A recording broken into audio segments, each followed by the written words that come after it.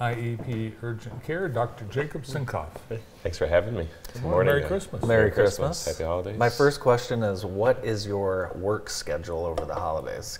Curious to see where you landed. So this year I'm off. I'm off for Christmas. Congratulations. So I work the next couple days and then I'm off and I'll work New Year's. Okay. So that's how we pair New Year's with Christmas. So every year you flip. So next year I'll work Christmas and be off New Year's. Nice. Unless you have you can trade. There's trades. Oh, I'm sure.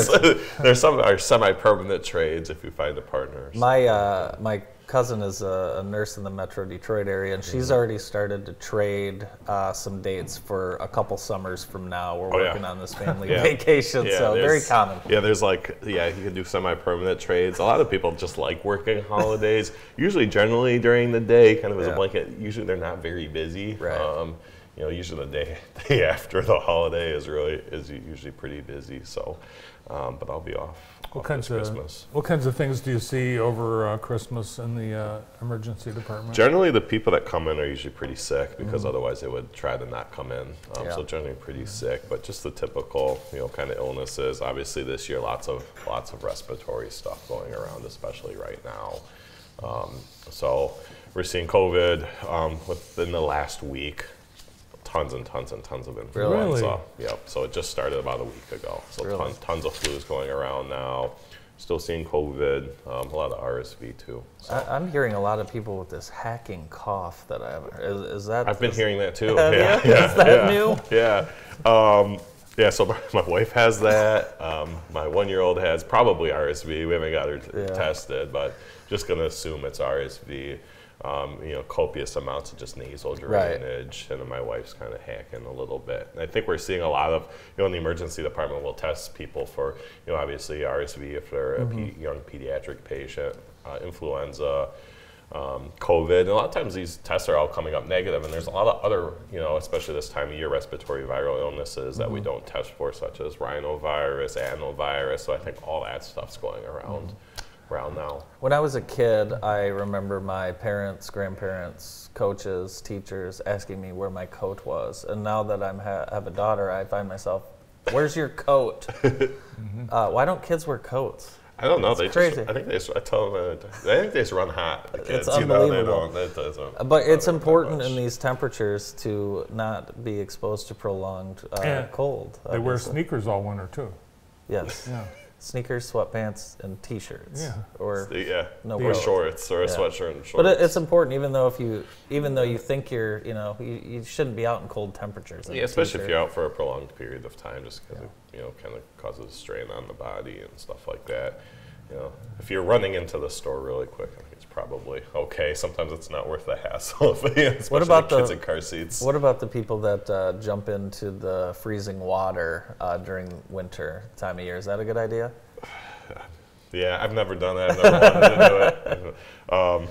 But yeah, I would never do that alone. That would be the first thing, and watch for signs of hypothermia and stuff like that. But usually it's groups of people. You don't stay in the water for a long period of time. But sometimes it can cause like an initial shock to the body and stuff like that. So probably wouldn't advise that to anyone with cardiac history and stuff like that, because when you jump in water like that, your heart rate goes really fast, really high, really quick. So it can cause a strain on that. So I've never felt the urge to do that.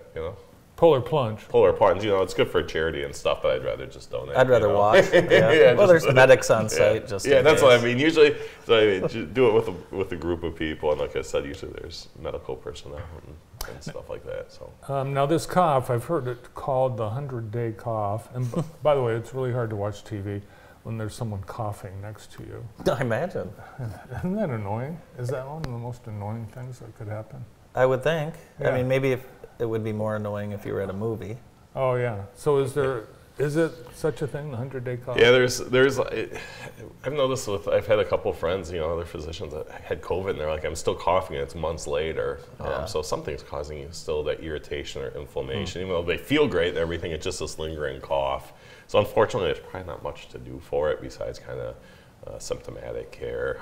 One of the things we really recommend with kids, they have to be older than 2, is actually honey. It kind of soothes the back of your throat. Obviously, infants, young children cannot have honey, but as you get older, kind of hot teas with honey and stuff like that are actually very beneficial.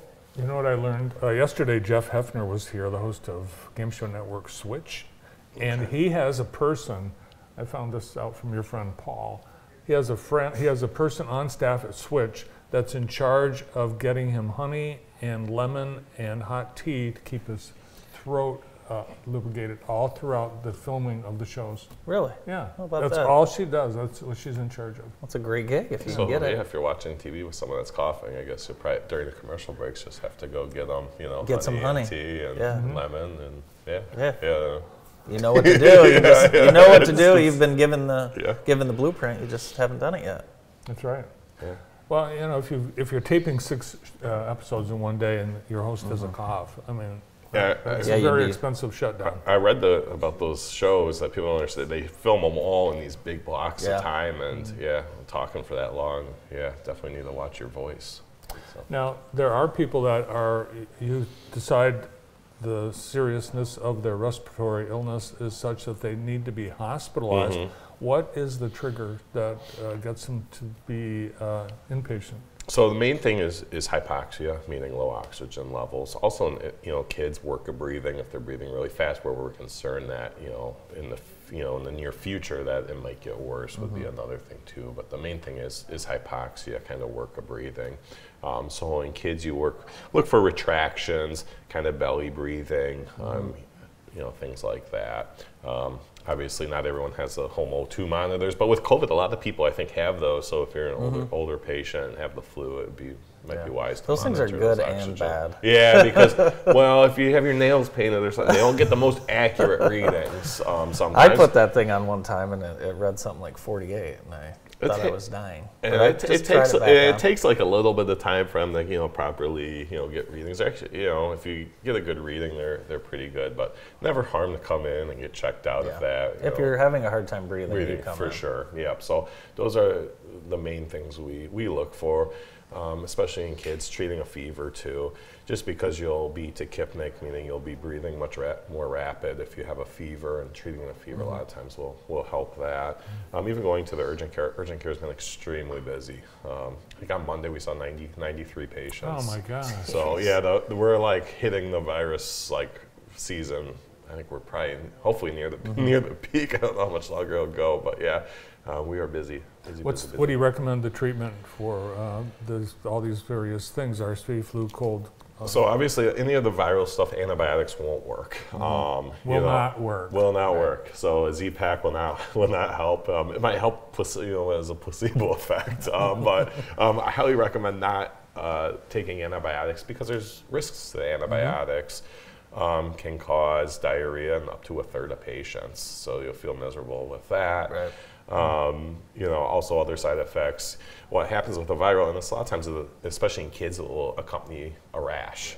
So you'll start taking antibiotics and you develop this rash, which is actually from the virus, but then it gets misinterpreted as an allergic reaction to the antibiotic, and then you can never have that, you get labeled as having an allergy to this antibiotic, you can never have that antibiotic again, especially in the future when you might actually need it. So, there's downstream effects to taking antibiotics unnecessarily, so. Well, be safe and healthy out there, and hopefully everyone has a Merry Christmas. Yes. Hopefully you and your family have a wonderful Christmas as well. Happy holidays to you guys too. Thank you. Dr. Jacob Sinkoff from Henry Ford Jackson Hospital and IEP Urgent Care. More of the show right after this break.